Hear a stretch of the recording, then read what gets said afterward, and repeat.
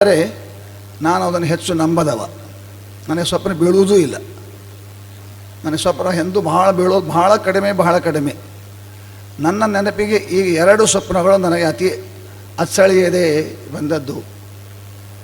ನಾನು ನಮ್ಮ ಗುರುಗಳ ಅನುಗ್ರಹದಿಂದ, ಶ್ರೀ ವಿದ್ಯಾಮಾನ್ಯ ತೀರ್ಥರ ಅನುಗ್ರಹದಿಂದ, ಅವರ ಅಪೇಕ್ಷೆ ನನ್ನ ಮೂಲಕ ಸ್ವಾಮಿ ಪೂರ್ಣ ಮಾಡಿಸಿದ ನಮ್ಮ ಶಿಷ್ಯರು, ಉತ್ತರ ಭಾರತದ ಶಿಷ್ಯರು ಆಗಾಗ ನನಗೆ ಮಾಘಮೇಳ, ಕುಂಭಮೇಳದಲ್ಲಿ ಕರೀತಾ ಇದ್ದರು.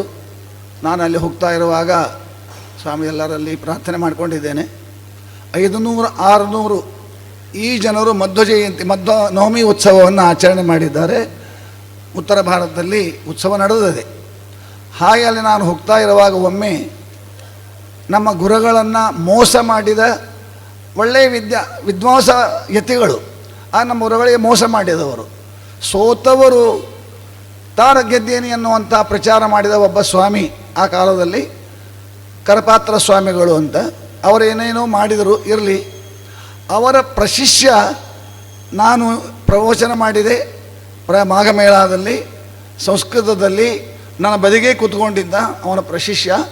ಅವನಿಗೆ ಭಾರಿ ಪರಿಣಾಮ ಆಗಿ, ನೀವು ನಮ್ಮ ಟೆಂಟಿಗೆ ಬರಬೇಕು, ಅಲ್ಲಿ ಪ್ರವಚನ ಮಾಡಬೇಕು ಅಂತ ಆಯಿತು ಅಂತ ತನ್ನ ಶಿಷ್ಯನ ಕರೆಸಿಕೊಟ್ಟ. ನಾನು ಹೋದೆ. ಅಲ್ಲಿ ಹೋಗಿ ನೋಡುವಾಗ ನನಗೆ ಗೊತ್ತಾದದ್ದು ಕರಪಾತ್ರ ಸ್ವಾಮಿಗಳ ಪುಣ್ಯತಿಥಿ. ಅವತ್ತು ಅದಕ್ಕೆ ಕರೆದಿದ್ದಾರೆ ನನಗೆ. ಕರಪಾತ್ರ ಸ್ವಾಮಿಗಳವರ ಪುಣ್ಯತಿಥಿ. ಕೆಳಗೆ 100 ಜನ ಸ್ವಾಮಿಗಳು ಕೂತ್ಕೊಂಡಿದ್ದಾರೆ, ಬಿಡಿ ಸ್ವಾಮಿಗಳು. ಮೇಲೆ ಪೀಠಾಧಿಪತಿಗಳು ಮೇಲೆ ಇಬ್ಬರು ಅವರು ಕೂತ್ಕೊಂಡಿದ್ದಾರೆ. ಅಲ್ಲಿ ನನ್ನ ಪ್ರವಚನ ನನಗೆ ಆವಾಗ ಹೊಳಿಸಿದ. ನಮ್ಮ ಗುರುಗಳ ಬಗ್ಗೆ ನಾವು ಅಪಪ್ರಚಾರ ಮಾಡಿದ್ದಾರೆ, ಅದೇ ವಿಷಯವನ್ನು ತೆಗೆದುಕೊಂಡು ನಾನು ಅವತ್ತು ಪ್ರವಚನ ಮಾಡಿದೆ. ನನ್ನ ಬದಿಗೆ ಕಾಶಿಯ ವಿಶ್ವವಿದ್ಯಾಲಯದ ವ್ಯಾಕರಣ ಪಂಡಿತರು ನನ್ನಲ್ಲಿ ಕೂತ್ಕೊಂಡಿದ್ದವರು, ತರ್ಕ ಪಂಡಿತರು ನನ್ನಲ್ಲಿ ಪದವಿ ಕೂತ್ಕೊಂಡಿದ್ದವರು. ಅವತ್ತು ನನ್ನ ಪ್ರವಚನ ಕೇಳಿ ಅತ್ಯುತ್ತಮ ಪ್ರವಚನ ಮಾಡಿದ್ದೀರಿ, ಇದು ಸರಿಯಾದ ಅರ್ಥ ಹೇಳಿದ್ದೀರಿ ಎಂಬುದಾಗಿ ನಮ್ಮ ಗುರುಗಳು ಏನು ಅರ್ಥ ಹೇಳಿದ್ರು ಅದೇ ಅರ್ಥವನ್ನು ಹೇಳಿದಾಗ ಅಲ್ಲಿ ಅವತ್ತು ಅವರ ಪ್ರವಚನದಲ್ಲಿ ಎಲ್ಲರೂ ಕೂಡ ಸನ್ಮಾನ ಮಾಡಿ ಚಪ್ಪಾಳೆ ಹಾಕಿದರು. ಅಷ್ಟು ಬಂದು ನಾನು ಅವತ್ತು ಪರಿಮಾರ ಸ್ವಾಮಿಗಳು ಇದ್ದರು. ನಾನು ಅವರು ಇದಕ್ಕೆ ಹೋಗ್ತಾ ಇದ್ದರು, ಚಿತ್ರಕೂಟಕ್ಕೆ ಹೋಗ್ತಾ ಇದ್ದರು. ನನಗೆ ಬಾ ಅಂತ ಕರೆದರು. ಇಲ್ಲ ಸ್ವಾಮಿನ ಕರಪಾತ್ರ ಸ್ವಾಮಿಗಳ ಸಭೆಗೆ ಹೋಗಬೇಕಾಗಿದೆ, ನಾನು ಬರೋದಿಲ್ಲ ಅಂತ ಹೇಳಿದೆ. ಆಯಿತು, ಅವಶ್ಯ ಮಾಡಿ ಬರ್ರಿ ಅಂತ. ಅಷ್ಟು ನಾ ಮಾಡಿಕೊಂಡು ಬಂದು ಅವತ್ತೇ ನಾನು ಟ್ರೈನ್ ಹತ್ತಿದ್ದೇನೆ. ಟ್ರೈನ್ ಹತ್ತಿದ ನನಗೆ ಸ್ವಪ್ನ ಇಲ್ಲ. ಟ್ರೈನನ್ನು ನನ್ನ ಹೆಂಡತಿ ಮಲಗಿದ್ದಾಳೆ, ಜೊತೆಗೆ ಹೋಗಿದ್ದೆವು. ನನ್ನ ಹೆಂಡತಿಯ ಸ್ವಪ್ನದಲ್ಲಿ ನಮ್ಮ ಗುರುಗಳು ಬಂದು ಹಿಡಿ ಮಂತ್ರಾಕ್ಷರಿ ನನ್ನ ಹೆಂಡತಿಯ ಒಡಿಯಲ್ಲಿ ಹಾಕಿ, ನಿಮ್ಮ ಮನೆಯವರು ಭಾಳ ದೊಡ್ಡ ಕೆಲಸ ಮಾಡಿದ್ದಾರೆ ಎಂಬುದಾಗಿ ಬಹಳ ಸಂತೋಷದಿಂದ ಮಂತ್ರಾಕ್ಷತೆ ಹಾಕಿದ್ದು. ಅದು ಒಂದು ಸ್ವಪ್ನ ನನಗೆ ಅವತ್ತಾದದ್ದು. ನಂತರ ಸ್ವಪ್ನ 8 ದಿವಸದ ಹಿಂದೆ ಗುರುಗಳು ಬಂದಾರೆ, ನನ್ನ ಸ್ವಪ್ನದಲ್ಲಿ ಬಂದಾರೆ. ನನಗೆಂದು ಇದು 2ನೇ ಸಲ ನಮ್ಮ ಗುರುಗಳು ನನಗೆ ಬಂದದ್ದು. ಇದು 2ನೇ ಸಲ ಬಂದದ್ದು. ನಾನು ಇಲ್ಲಿ ಸಭೆ ಮುಗಿಸ್ಕೊಂಡು ಹೋಗಿದ್ದೇನೆ. ಸ್ವಾಮಿಗಳವರು ಅವತ್ತು ಬಲಾತ್ಕಾರ, ನಾನು ಹಿಂಗೆ ಬಂದಿದ್ದೆ 6ನೇ ತಾರೀಕೇನೋ ಬಂದೆ. ಅವ್ರ ಕಣ್ಣಿಗೆ ಬಿದ್ದೆ. ಉಳಿಲೇಬೇಕು ಅಂದರು, ಉಳಿದೆ, ಮುಗಿಸ್ಕೊಂಡು ಹೋದೆ. ಅನುಗ್ರಹ ಮಾಡಿದ್ದಾರೆ. ನಂತರದಲ್ಲಿ ಅವ್ರ ಗೀತಾ, ಸುವರ್ಣ ಗೀತಾ, ನಮ್ಮ ಗುರುಗಳಿಗೆ ಬಹಳ ಬಹಳ ಬಹಳ ಮನಸ್ಸಿದ್ದದ್ದು ಅಂದರೆ ಸದಾಕಾಲ ಪಾಠ ಪ್ರವಚನ. ನಾವು ಅವರ ಪರ್ಯಾಯದಲ್ಲಿ ನಾನು ಇರುವಾಗ, ಸ್ವಾಮಿಗಳು ಆಗಾಗ ಬರ್ತಾ ಇರುವಾಗ ಅವ್ರಿಗೆ ಒತ್ತಿ ಹೇಳಿದ್ದನ್ನು ನಾನು ಕೇಳಿದ್ದೇನೆ. ಸ್ವಾಮಿಗಳು ಅವರೇ ಹೇಳ್ತಾ ಇರಬೇಕಾದ್ರೆ, ಈ ಸುಧಾ ಅನುವಾದ ಮಾಡಿಕೊಳ್ಳೋದು ಅಂತ ಒತ್ತಿ ಸ್ವಾಮಿಗಳವರೆಗೆ ಹೇಳಿದ್ದಾರೆ. ಆ ಕೆಲಸವನ್ನು ಈಗ ಸುಗುಣ ಮಾಲಿಕೆಯಲ್ಲಿ ಅವ್ರು ಮಾಡಿದ್ದನ್ನು ನಾನು ನೋಡಿದ್ದೇನೆ. ಹೇಳಿದ್ದು ಹೌದು. ನಾನು ಕೂಡ ಅನ್ನೋವನೇ, ಯಾಕೆ ಮುಂದೆ ಬಿಟ್ರಿ, ದಯಮಾಡಿ ಮುಂದುವರೆಸ್ರಿ ಸ್ವಾಮಿ ಸುಧಾದ್ದು, ಅವಶ್ಯವಾಗಿ ಅದನ್ನು ಮುಂದುವರೆಸಲೇಬೇಕು ಎಂಬುದಾಗಿ ನಾನು ಕೂಡ ಅಪೇಕ್ಷೆ ಮಾಡುವವ. ಏನು ಅಮೂಲ್ಯವಾದ ಅರ್ಥಗಳನ್ನು ಬರಿತಾ ಇದ್ದಾರೆ. ಅವರ ತಮ್ಮ ಮೋಜಿನ ಭಾಷೆ ಅದು. ಏನು ಆ ಭಾಷೆ ಅವ್ರಿಗೆ ಹೆಂಗೆ ಬರ್ತದೋ ಗೊತ್ತಿಲ್ಲ. ಅದ್ಭುತವಾದ ಶಬ್ದಗಳನ್ನು ಹಾಕಿ ಅನುವಾದ ಮಾಡ್ತಾರೆ. ಬಹಳ ಸಂತೋಷ ಆಗಿದೆ. ಅದರಿಂದ ಪ್ರೀತರಾಗಿದ್ದಾರೆ. ಏನು ಸ್ವಾಮಿಗಳು ಬಂಗಾರಥ ಮಾಡಿದ್ರು, ನಮ್ಮ ಗುರುಗಳು ಬಂಗಾರಥ ಮಾಡಿದರು. ಬಹಳ ಅದರ ಬಗ್ಗೆ ಅವರಿಗೆ ಅಭಿಮಾನ. ಎಷ್ಟು ಮಂದಿ ಟೀಕೆ ಮಾಡಿದರು. ಅವರು ಹೇಳೋದೇ ಸವಿತಾ ರಥೇನ ದೇವೋ ಯಾತಿ ಭುವನಾನಿ ಪಶ್ಯಂ ಎಂಬುದಾಗಿ ಆ ಮಾತನ್ನು ಹೇಳ್ತಾ, ನಿಮಗೆಲ್ಲ ಹೆಣ್ಮಕ್ಕಳಿಗೆ ಬಂಗಾರ ಆಗಬೇಕು, ನಮ್ಮ ದೇವರಿಗೆ ಬಂಗಾರ ಬೇಡವಾ, ಬಂಗಾರಥ ಮಾಡ್ತೇನೆ ಅಂತ ಹೇಳಿ ಬಂಗಾರಥ ಮಾಡಿದ ಅದ್ಭುತ ಸ್ವಾಮಿಗಳವರು. ಇವತ್ತೆಲ್ಲ ಸ್ವಾಮಿಗಳವರ ಅರ್ಥವನ್ನು ಉಪಯೋಗ ಮಾಡಿಕೊಂಡು ಸೇವೆ ಮಾಡ್ತಾರೆ. ಅದ್ಭುತ ಸೇವೆ ಮಾಡಿದವರು ಮಹಾನುಭಾವ ನಮ್ಮ ಗುರುಗಳು. ಬಂಗಾರ ತೊಟ್ಟಿಲು ಮಾಡಿದ್ದೇನು, ಬಂಗಾರ ರಥ ಮಾಡಿದ್ದೇನು. ಅದೇ ರೀತಿಯಾದ ರಥವನ್ನು ಹಿಂದೆ ನವರತ್ನ ರಥ ಮಾಡಿದರೆ ಈಗ ಪಾರ್ಥಸಾರಥಿ ರಥವನ್ನು ಮಾಡಿ ಅದ್ಭುತವಾದ ಸೇವೆಯನ್ನು, ಗುರುಗಳ ಸೇವೆಯನ್ನು ಮಾಡಿದ್ದಾರೆ. ಬಂಗಾರ ರಥವನ್ನು ಮಾಡಿದ್ದಾರೆ. ಬಂಗಾರದ ಕನಕನ ಖಿಂಡಿ ಆಯಿತು. ಗೀತೆ ಇದು ಸಾಮಾನ್ಯ ಗ್ರಂಥ ಅಲ್ಲ. ಗೀತೆ ನಮ್ಮ ಗುರುಗಳು ಪುನಃ ಹೇಳುವರು. ಅಯಮೇವ ಶಾಸ್ತ್ರಾರ್ಥ ಸರ್ವೋಪನಿಷದಾಮರ್ಥ ಎಂಬುದಾಗಿ ದ್ವಯಮೋ ಪುರುಷೋಲೋಕೆ 15ನೇ ಅಧ್ಯಾಯದಲ್ಲಿ ಶಂಕರಾಚಾರ್ಯರು ಕೂಡ ಬರೀತಾರೆ. ಅಂತಂದ ಮೇಲೆ ಶ್ರೀಮದಾಚಾರ್ಯರ ಮತ ಶಂಕರಾಚಾರ್ಯರಿಗೂ ಕೂಡ ಸಮುದಾಯ ಎಂಬುದಾಗಿ ಗೊತ್ತಾಗ್ತದೆ ಎಂಬುದಾಗಿ ನಮ್ಮ ಗುರುಗಳು ಹೇಳ್ತಾ ಇದ್ದಾರೆ. ಇನ್ನು ಉಳಿದ ಅಂಶ ಏನು ಹೇಳ್ತಾರೆ ಅದೆಲ್ಲ ಕಲ್ಯಾವೇಶ ಇರ್ತದೆ, ಏನೋ ಆಗ್ತದೆ, ಆ ವಿಚಾರ ಬೇರೆ.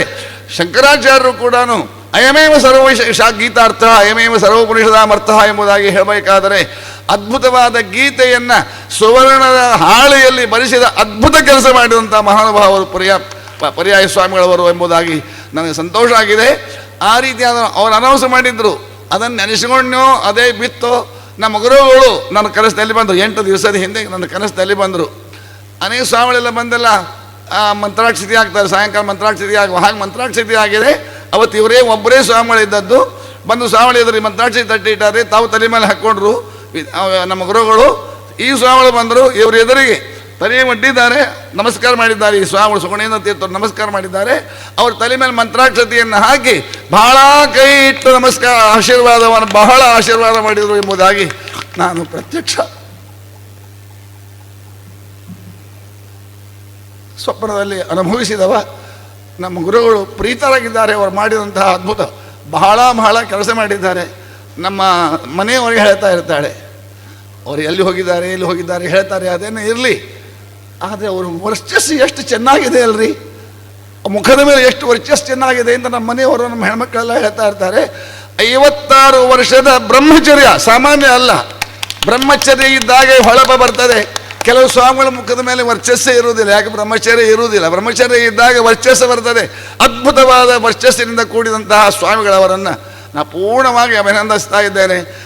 ವಿದ್ಯಾಮಾನ್ಯರು ನನಗೆ ಸೂಚನೆ ಮಾಡಿದ್ದಕ್ಕೋಸ್ಕರ ನಾನೇನು ಬಹಳ ಸಣ್ಣ ಶ್ರೀಪಾದರು ಕೊರಳಳ್ಳಿ ಆಚಾರ್ಯರಿಗೆ ಸೂಚನೆ ಮಾಡಿದ್ದು ಸ್ವಪ್ನದಲ್ಲಿ,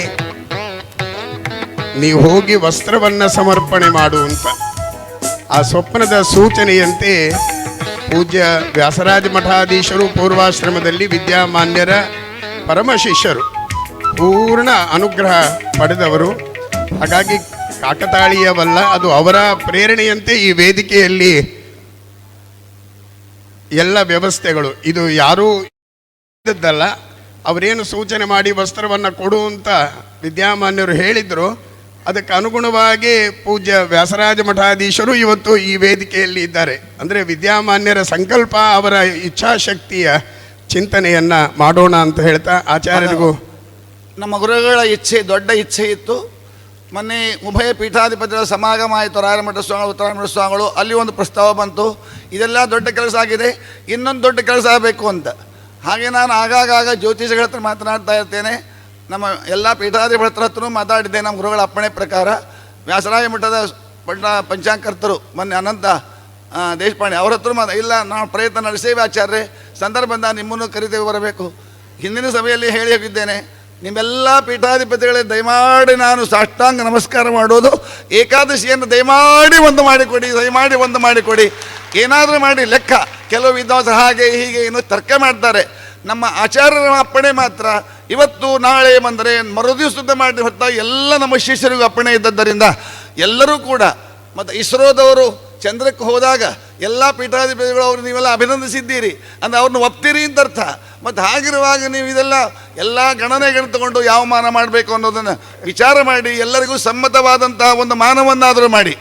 ಅಥವಾ ವರ್ಷದಲ್ಲಿ 1, 2, 3 ಏಕಾದಶಿಗಳು ಬರಬಹುದು. ಬೇರೆ ನಮ್ಮ ಆಚಾರ ಸೊಲ್ಯೂಷನ್ ಇಟ್ಟುಕೊಂಡು ಎಲ್ಲ ಮಾಧ್ವರಿಗೂ ದಯಮಾಡಿ ಒಂದೇ ಏಕಾದಶಿ ಬರುವಂತೆ ಎಲ್ಲ ಪೀಠಾಧಿಪತಿ ಮಾಡಬೇಕು ಅಂತ ಒಕ್ಕೊರಲಿನಿಂದ ಎಲ್ಲರ ಪರವಾಗಿ ನಿಮ್ಮ ಹತ್ರ ಸಾಷ್ಟಾಂಗ ನಮಸ್ಕಾರ ಪೂರ್ವಕವಾಗಿ ನಾನು ಪ್ರಾರ್ಥನೆ ಮಾಡ್ತಾ ಇದ್ದೇನೆ.